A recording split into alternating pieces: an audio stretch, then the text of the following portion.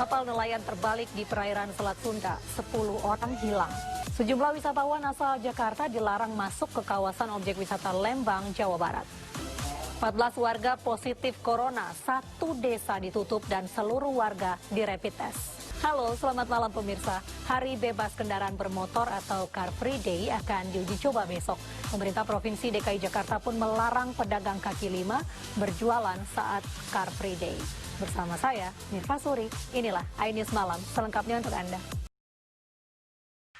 Pemirsa, sebuah bukit di Kecamatan Taraju, Kabupaten Tasikmalaya longsor Sabtu pagi. Beruntung tidak ada korban dalam kejadian tersebut. Longsor yang terjadi di Kabupaten Mamasa, Sulawesi Barat merusak kawasan pemancingan di Desa Bala. Sementara di Palopo, Sulawesi Selatan, sebuah rumah ambruk akibat pergerakan tanah. Kapal nelayan yang mengangkut 16 orang terbalik di perairan Selat Sunda, Banten. 6 orang diselamatkan, sementara 10 lainnya belum ditemukan. Korban selamat sempat terombang-ambing di laut lepas selama 21 jam. Ibu-ibu warga Desa Padang Serahet di Kabupaten Aceh Barat, Aceh mengamuk di kantor kepala desa. Warga protes bantuan langsung tunai yang dinilai tidak tepat sasaran. Pemirsa, sejumlah wisatawan asal Jakarta yang hendak berlibur ke kawasan objek wisata Lembang diminta putar balik oleh petugas. Kami hadirkan informasi selengkapnya usai jeda berikut. Arus lalu lintas Simpang Gadok Puncak malam hari terpantau ramai lancar. Setiap memasuki libur akhir pekan, jumlah volume kepadatan arus lalu lintas di puncak meningkat. Dan berikut kita simak liputan Baby Kristami dan juru kamera Didit Oktavian, Rizky Solehudin dari Puncak Bogor, Jawa Barat. Pemirsa, setelah 3 bulan lebih tidak beroperasi, Taman Safari Bogor kembali dibuka. Meski demikian, maksimal jumlah pengunjung dibatasi, yakni tidak lebih dari 20%. Sementara protokol kesehatan wajib memakai masker dan penyemprotan disinfektan untuk kendaraan pribadi. Sementara itu pemirsa, sejumlah wisatawan asal Jakarta yang hendak berlibur ke kawasan objek wisata Lembang diminta putar balik oleh petugas. Objek wisata Lembang hanya menerima pengunjung dari Jawa Barat saja. Kita menuju ke Jakarta, pemirsa. Hari pertama dibuka, Taman Mini Indonesia Indah kembali dikunjungi masyarakat. Warga memanfaatkan kawasan Taman Mini Indonesia Indah untuk berolahraga dan juga bersepeda. Pemirsa, pengelola kawasan Gelora Bung Karno menerapkan pembatasan jumlah pengunjung melalui sistem shifting saat memasuki area Ring Road Stadion Utama. Hal itu dilakukan sebagai bagian dari protokol kesehatan untuk mencegah penyebaran virus corona. Hari bebas kendaraan bermotor atau Car Free Day akan diuji coba besok. Pemerintah Provinsi DKI Jakarta melarang pedagang kaki lima berjualan saat Car Free Day. Pemirsa, penyemprotan disinfektan di rumah ibadah terus digelar untuk meminimalisir penyebaran COVID-19. Salah satunya Gereja Kristen Indonesia di Meruya Utara, Jakarta Barat. Petugas pemadam kebakaran Kembangan, Jakarta Barat menyemprotkan disinfektan di ruang utama ibadah hingga ruang pertemuan lainnya di GKI Meruya Utara. Sterilisasi sebagai upaya mencegah penyebaran COVID-19 sekaligus persiapan ibadah. Namun ibadah tatap muka di gereja belum akan digelar karena masih menunggu keputusan dari pusat dan juga melihat perkembangan kasus COVID-19. Jika ibadah tatap muka dimulai, akan berlangsung sesuai aturan protokol kesehatan. Pedagang dan pembeli di Pasar Tanah Abang abaikan protokol kesehatan di masa PSBB transisi. Kami hadirkan informasi selengkapnya hanya di iNews Malam sesaat lagi. Pemirsa, 2 pekan sudah Pasar Tanah Abang Jakarta kembali beroperasi, namun sebagian pedagang dan pembeli di Pasar Tanah Abang mengabaikan protokol kesehatan. Sejak kembali dibuka 2 minggu lalu, Pasar Tanah Abang kembali ramai oleh pedagang maupun pembeli. Kendati protokol kesehatan sudah diberlakukan di Pasar Tanah Abang Jakarta sejak kembali dibuka, sebagian pedagang maupun pembeli tidak menjaga jarak maupun juga tidak mengenakan masker untuk mencegah penularan virus corona.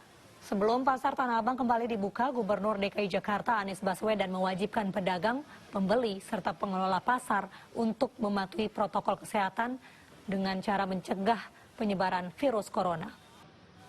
Tiga pedagang di Pasar Minggu, Jakarta Selatan terinfeksi COVID-19 setelah dilakukan uji swab. Untuk mencegah penyebaran ke pedagang lainnya dan pengunjung, tim gugus tugas COVID-19 menutup seluruh area pasar termasuk terminal. Pasar menjadi klaster besar penyebaran virus corona di ibu kota. Sejumlah pasar sempat ditutup 3 hari karena ada pedagang yang positif corona. Panglima TNI, Kapolri, dan Gubernur Jawa Timur mendatangi Pasar Singosari, Malang, Jawa Timur. Kedatangan rombongan tersebut untuk memastikan protokol kesehatan sudah diterapkan. 29 warga dinyatakan reaktif COVID-19 setelah rapid test di Desa Ketajen, Sidoarjo, Jawa Timur. Desa Ketajen masuk dalam zona merah setelah 3 warga meninggal dunia karena COVID-19. Terkait satu desa di Sidoarjo, Jawa Timur yang ditutup, apa upaya petugas agar proses isolasi berjalan lancar? Kami hadirkan cuplikan dialog dengan Wakil Ketua Gugus Tugas Penanganan COVID-19 Sidoarjo, Kombes Pol Sumarji. Pemirsa, mari kita dukung para pejuang kemanusiaan dengan peduli melawan penyebaran virus corona. Bantuan bisa disalurkan melalui rekening yang tertera di layar televisi Anda. Ribuan santri kembali ke sejumlah pondok pesantren di Jawa Timur. Protokol kesehatan ketat diterapkan. Selengkapnya hanya di Ainis Malam sesaat lagi. Pemirsa, 2 pasien reaktif rapid test asal Parepare, Sulawesi Selatan melarikan diri dari RSUD Andi Makassau Parepare saat hendak dikarantina. Diduga pasien yang merupakan ibu dan anak ini sudah berada di Makassar. Tes cepat COVID-19 atau rapid test bukan sesuatu yang dihindari dan tidak membuat seseorang diisolasi jika hasilnya negatif. Sementara itu hingga hari ini jumlah pasien positif COVID-19 bertambah 1.226 orang. Gubernur Jawa Timur Khofifah Indar Parawansa menyampaikan bahwa Malang Raya belum bisa memasuki fase new normal. Hal itu karena Malang Raya dinilai masih rawan dan belum menjadi zona hijau. Ribuan santri dari berbagai daerah mulai kembali ke sejumlah pondok pesantren di Jawa Timur untuk mengikuti proses belajar mengajar. Penerapan protokol kesehatan hingga pemeriksaan surat keterangan sehat dilaksanakan guna mencegah penyebaran COVID-19. Pemirsa, langkah Kementerian Pendidikan dan Kebudayaan menggandeng penyedia konten dari luar negeri untuk menyajikan film dokumenter selama pelaksanaan kegiatan belajar dari rumah mendapat kritik tajam dari berbagai pihak. Kemendikbud harusnya memberikan ruang bagi tumbuhnya kreativitas anak bangsa. Seorang suami tega menjual istrinya karena terhimpit ekonomi akibat pandemi corona. Usai jeda kami hadirkan informasi selengkapnya untuk Anda. Pemirsa, aksi nekat 2 pelaku penjamretan di Medan, Sumatera Utara terekam kamera pengawas. Korbannya merupakan ibu dan anak yang tengah mengendarai sepeda motor dan terjatuh akibat aksi penjamretan ini. Selain itu, aksi penjamretan perhiasan anting anak juga terekam CCTV. Ironisnya, dari aksi penjamretan tersebut melukai psikis korban. Wanita tersangka muncikari yang memasok anak-anak di bawah umur terhadap tersangka pedofilia Rose Albert Medlid mengaku mendapat imbalan 20 juta rupiah atas pekerjaannya. Ia juga aktif beroperasi selama 1 tahun terakhir. Seorang penjual makanan di Ponorogo, Jawa Timur ditangkap polisi karena menjadi predator anak. 7 anak yang duduk di bangku sekolah dasar dan SMP menjadi korban.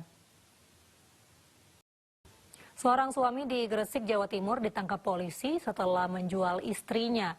Tersangka mengaku terpaksa menjual istri karena terhimpit masalah ekonomi. Pemirsa, mulai 1 Juli mendatang Mesir akan membuka kembali sejumlah tempat wisata. Kami hadirkan informasinya dalam segmen mancanegara sesaat lagi. Konflik India dan Cina dalam memperebutkan wilayah di Lembah Galwan kian memanas. India meminta Cina membatasi kegiatan di wilayah perbatasan tersebut. Mulai 1 Juli mendatang, Mesir akan kembali membuka sejumlah tempat wisata melalui penerbangan internasional. Persiapan pun dilakukan di tempat wisata yang tidak terlalu terdampak virus corona untuk bisa segera beroperasi kembali.